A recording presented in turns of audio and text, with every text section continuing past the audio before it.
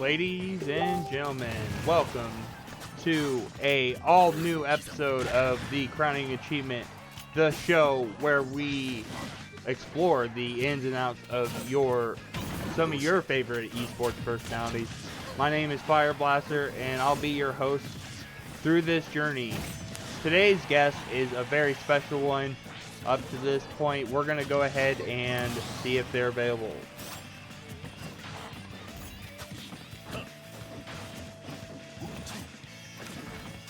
Hello.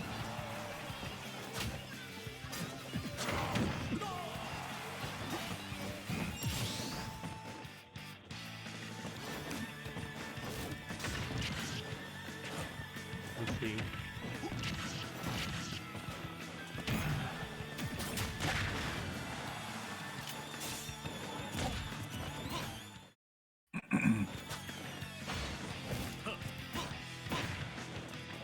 Hello? Yo, what's up? There it is. So, it is time. Welcome to an all-new episode of the Crowning Achievement, the show where we explore the ins and outs of some of your favorite esports personalities. My name is Fire Blaster, and I'll be your host through this journey today. Today's guest is a staple of the Midwest community and is one of the voices that keeps this region together. He is a man of culture, shoes, and good clothing, and a good person. He has been censored on stream before. Please help me in welcoming our guest today, Censored. Yo, what's up, man? I definitely have been censored on stream before. Yeah, that's what I was kind of like trying to incorporate that into the intro. So basically, what we're gonna be going through today is your origins, how everything started and whatnot. We're gonna be just watching some spectate Smash. It's a lot easier than trying to play online. Online is kind of hot garbage. So yeah, let's go ahead and get started. So where are you from? What region are you from? I'm from Nebraska, the Midwest. Omaha, more specifically, because Omaha is not like the rest of the state. Omaha is a metropolitan. It's one of the biggest cities. It's like some of the freaking foreign areas. It's really weird when I call Omaha small, and I'm just like, all right, you guys don't really know anything about the world, I guess, or the country. That's a dag moment. How long have you been going to events? Oh, gosh. All right, so I'm trying to remember when Smash 4 came out. I want to say it would have probably been like the February afterwards. So it was probably about, maybe 4 or 5 months, maybe after that game came out, to where, I was in the scene like that. But I did go to a Brawl tournament that was hosted by some of the local people. So that wasn't my very first tournament. My very first tournament was actually a Brawl tournament. And this would have been more in the time, like, when Brawl was dead. Mm-hmm. Oh, so there wasn't very many entrants, if anything. Yeah, it was a solid house, like event. Like, it was, like 30 something people there. Which is funny. So we're watching Spectate Smash right now, and if you guys were unaware, Censored is actually a Samus main in this game, and I picked the team that had 2 Samuses on it, the Dark Samus and the regular Samus, so they better win. So, but if not, I'm like, dang man, Fire Blaster has this thing rigged. What inspired you to start in esports? Oh gosh, so I mean, really, all throughout college, that's what we spent a lot of time doing. Was playing video games. When you left like high school, I felt like a lot of people was drinking. Well, so I wouldn't even say drinking, because people that were drinking in college were definitely drinking in high school. Yeah. I'm gonna say smoking. Wiz Khalifa stole a lot of my friends. Like I'm talking like not gonna for like Wiz Khalifa became very popular. Freaking camo cargo shorts, and then just out of nowhere, everyone started smoking weed. It was kind of wild. So you had that, and then you had you know, friends that probably still like played sports or whatever. And then well, what's the one other category? Like, you know, you had your like homeboys that like went and chased women. So like the only other category that was like left over would have been playing video games. So like that's what me and a lot of my homies did. You know, we'd be at the dorms, we would play like you know, the Naruto like Ninja Storm games or whatever. Brawl, Marvel vs. Capcom 2 on like the laptop students there. But really what ended up really sparking it was we went to one tournament once. Like, okay, this is cool. You know, it's a lot of people here. Competition was pretty tight. You know, that's really what like is, you know, it's like bragging right homies, like, you know, who got their butt kicked and who did is, you know, really what it is. You kind of becoming a robot. Is that on your end or is that on mine? Let me see.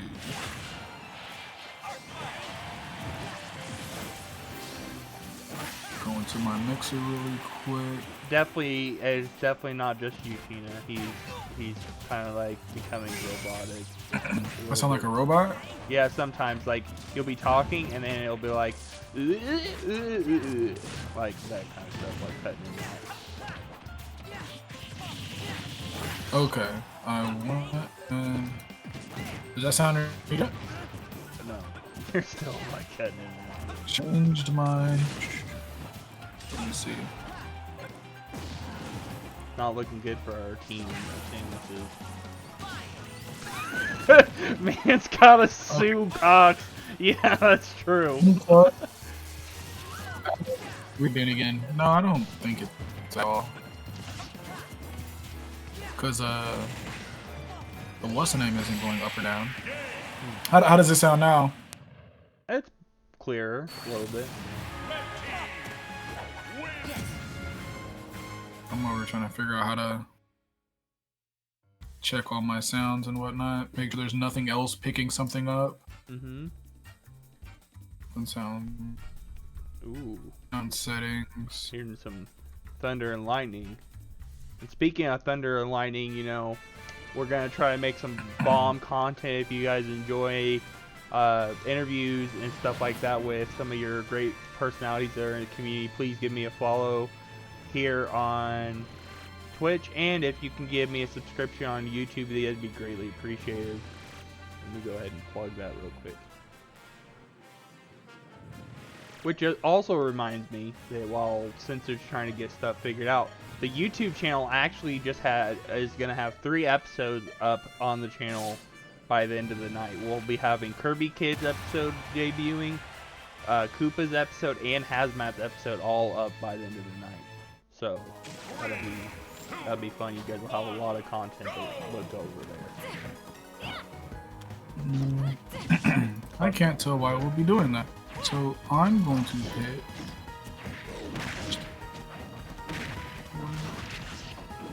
I should just close Discord and bring it back up. Yeah, I might.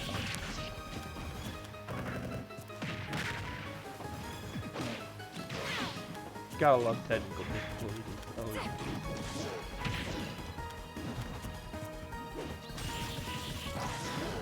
I think that's 2 interviews in the past week that we've had some technical difficulties. Hello? Yep. Can you hear me? Yeah, yeah. Is it better? Is it still some thunderstorm? You broke up a little bit better. Talk a little bit more. Oh gosh. Alright, so we have that going on there. That's going to be my output. My input is the microphone here. Goo goo gaga, gaga goo.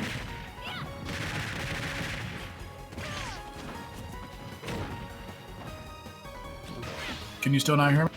I can hear you. Okay. Alright. Just in time for this next segment. So, we're going to play a little game.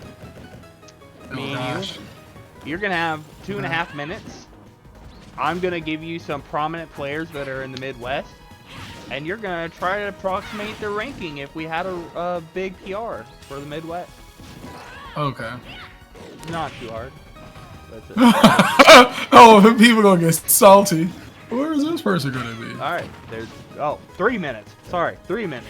I couldn't remember if it was 2.5 or 3 minutes that I put on the script. So whenever you are ready, I will start the clock. I'm ready. All right. So the first one is Toffee. Toffee. Yes, sir. Oh gosh. I mean, Toffee obviously gonna be top 0.5. Toffee is probably going to be around.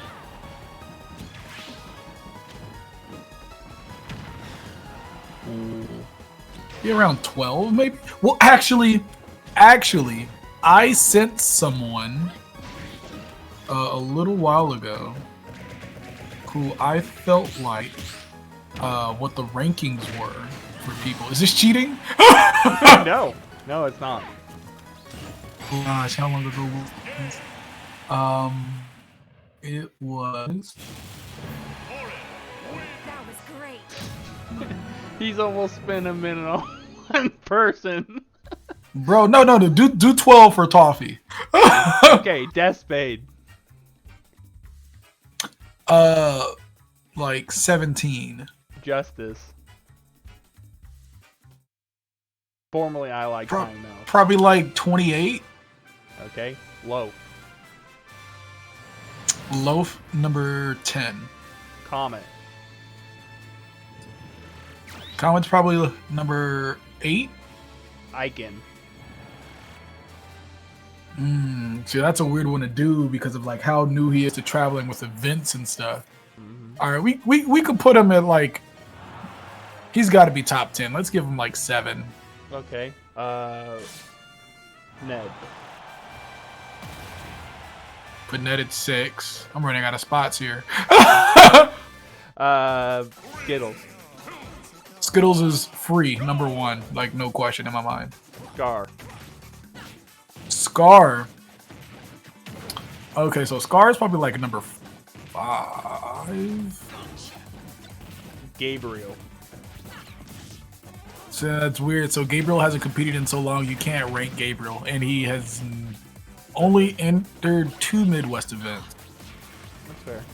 So it's But like once he gets added in, he'll probably go to number. He'll be top 3 easily. PEZ. He's probably still. I'd put him like number 16. Tony Z. Solid result. Tony Z Thanks, Tank. number- You got 15 seconds.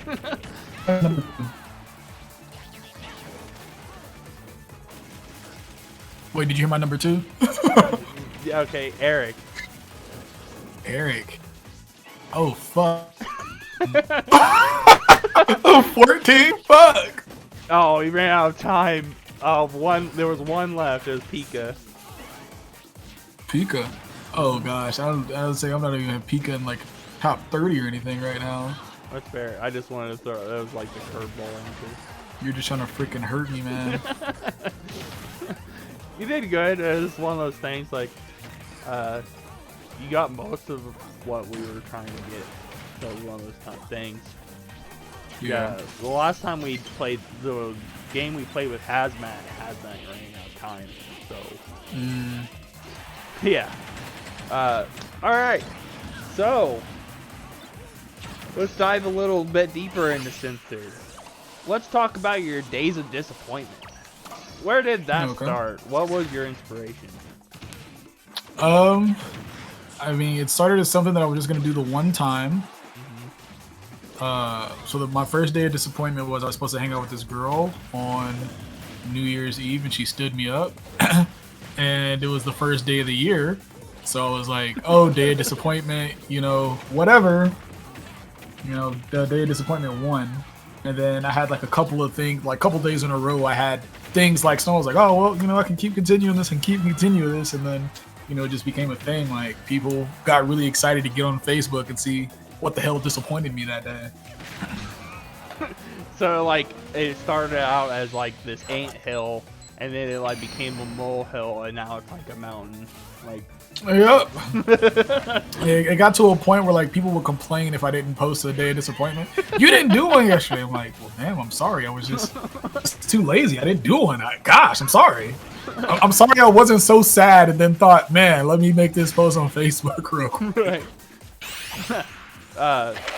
Let's talk about obviously, you know, being Nebraska.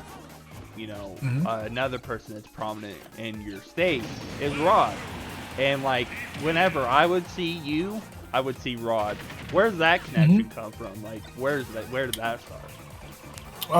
So actually, it started in high school. He would have been a freshman, and I would have been a junior, because I was 2 years ahead of Rod, but only 1 year apart, I'm pretty sure. Because I was like the youngest of everybody in my class. Okay. So we rode the bus together in high school. And like in those days, it was just like, man, when you get onto the bus, you got to be ready, because people are going to tee you, you know, for just like anything. You know, the way you dress, you know, your clothes, your shoes, and stuff like that. So it was kind of cool, because there'd be a lot of times where you know, me and Rod are like, all right, you know, we gotta like defend each other, or we gotta come at each other because, you know, one of us is getting teed, and it's just like, you know, one of us is gonna lose right now, so, you know, it might as well be you. And then that furthermore, we ended up getting closer. I want to say it was the summer where I graduated. He started hanging out with my best friend Paris. He started coming over to his house. We started hanging out a lot. We all, you know, were really into sneakers and stuff like that. And he started the local sneaker group for the Omaha metro area called FAKE, which stands for Fly Ass Kicks Every Day. And we've done a couple of sneaker conventions for that as well. So that's where Rod comes into that. And then with the commentary, and when I was hosting tournaments at my apartment, of course, you know, the homie, he was a crew. And he was one of the people that would basically do commentary for a whole tournament, for a whole weekly. Like, he just sat behind the mic doing commentary. Yeah. And now we're roommates, so yeah, you know. Nice. You're kind of still breaking up a little bit. Oh, just kill me now, bro. It's always when something important or something that you need to happen. It always happens. Yeah, because I'm just sitting here. I was like, yeah, it has nothing to do with like my signal or anything. I think the mic is just being wonky right now. And in Censored's terms, so that was going to be the next thing that we were going to get into, is we're doing numbers right now. Numbers? Yes, sir. Oh, okay. Like, we're like, numbers? But yeah, that was going to bring me into the next point. So, you know, streaming, obviously. Okay. Censored streams, you know, his platform on Twitch. What kind of, like, where did that snowball into? Because obviously I've known you for quite a bit of time, but for the people at home, where did that start at? So streaming would have really big for me would have been during like the first quarantine. You know, you got to do something to stay relevant, and streaming was one way for me to like still like be close or a part of the Smash community while these events you know, weren't going on. Among Us became big around then, so I used to stream Among Us all the time, especially with like a lot of Kansas people, like dang, who's the Mark? Masklink. Yeah, like Masklink, like Yellow, Salami, like Yuri, like a lot of people in like the Kansas community.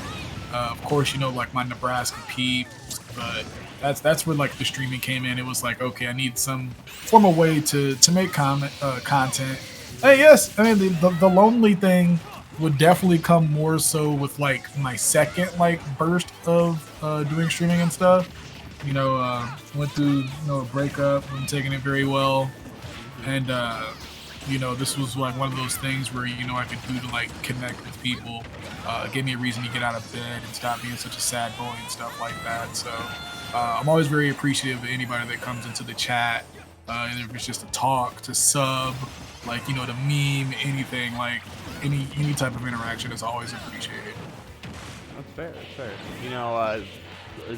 As a human, people crave that interaction a lot. So it's one of those things. Yeah. If you get the chance to provide that, we like to do that for the podcast. We've gone over a lot of the positives of some of the stuff that we've been talking about, which is cool. I like to deep dive into people's origins, their personalities, stuff like that. But with every positive, there's a negative. So what are some of the things, in your opinion, are the Smash community that they're not doing at the moment that they should be doing, and what would you like to change in the community to make things better? In your Thing number one: call the police. There are too many incidents where something happens and they're leaving TOs, police situations, differ like what is right and wrong and things of that sort, where I feel like if you think what this person did was that bad, you guys don't need to be dealing with this. You actually should be dealing with the police. I actually got to talk to my homeboy agent a couple of weeks ago about stuff like this, to where like one of the lawyers in the scene was like, you actually can't act on this right now because you can get hit with like defamation or something like that for like some of these things. Like, people don't realize, if people really want for court on some of these things, like they could, or just for the simple fact that people are not they're just not using their head when it comes down to like certain things like that. I feel like there's a lot of time where it's a race to look like you're a good person and doing the right thing instead of actually sitting there doing the right thing. It sometimes might not be popular opinion or what everyone wants to happen because of my thought, and then you obviously just have like a lot of people that just should not be any sort of like decision making power in the first place. Right. Just too much people trying to handle things that they should not be handling themselves, I think, is one of the biggest issues in the Smash community. And then, like, one thing I was talking about the other day is, like, I don't think anyone has to have the conversation that there's actually too many events in Smash. And that's when you get into this, when people are talking about, like, majors being expensive, price going up, or, like, top players should be getting more money for these events and stuff like that. And I'm just like, well, in actuality, like, think about, some of these months we've had. Like, we have a major back-to-back-to-back. That's going to happen here again, like when Double Down comes around, there's going to be a major back-to-back-to-back. Like, when you have so many events, people are going to have to start picking and choosing where they're going to go, which is going to affect, entrance counts, how much money's in the pot, just all of that right there. And I just don't think people are really, like, thinking that through. Because if you think about, like, all the other games that have, lots of company support, they don't have a freaking major, twice a month. A great example of that is Halo. Halo Championship Series, like, they have a major like every 2 or 3 months, like, if that. They just got done having a major like last week, but other than that, they don't have majors, and that's why their numbers are come in droves. Like, people are starving for that content. So I think with that idea of like narrowing down the amount of majors that we have, or big tourneys we have, it would drive that content. Those numbers would go from where they're sitting now, where when you were commentating the last event you were commentating, there was like 25,000 people watching. That number would be astronomically higher. Like, I bet you 100% that would be. If there were less events? Right. Because people are going to crave that Smash content, right? Be able to watch that content, watch the players play. And if there was more of a collection of top players more than there already is, then that viewership's just gonna go out further and further down the up. Just gonna go astronomically up further. So I could see that. yeah, and the police thing is like it's a common sense kind of thing. Like if some of the people did the things that they did in our community out in the real world, and it was known to people that were in like spots of power, those people would be arrested. Like no joke. Like there's like a lot of people, a lot of gray area that people want to play with personalities and stuff like that. That if that happened, they would be going to jail. Like no question. Yeah, that's definitely how I feel about a lot of this stuff. I'm just like, if you guys really think it's that bad, should let the law handle it. There are actually a lot of situations that I felt to where in the real world, actually nothing would have happened. Like this person did nothing wrong. You guys just don't agree with the. So for example, people were upset about. Okay, so EE with the game show thing. Yes. So that was obviously like a bad thing, and then like I saw people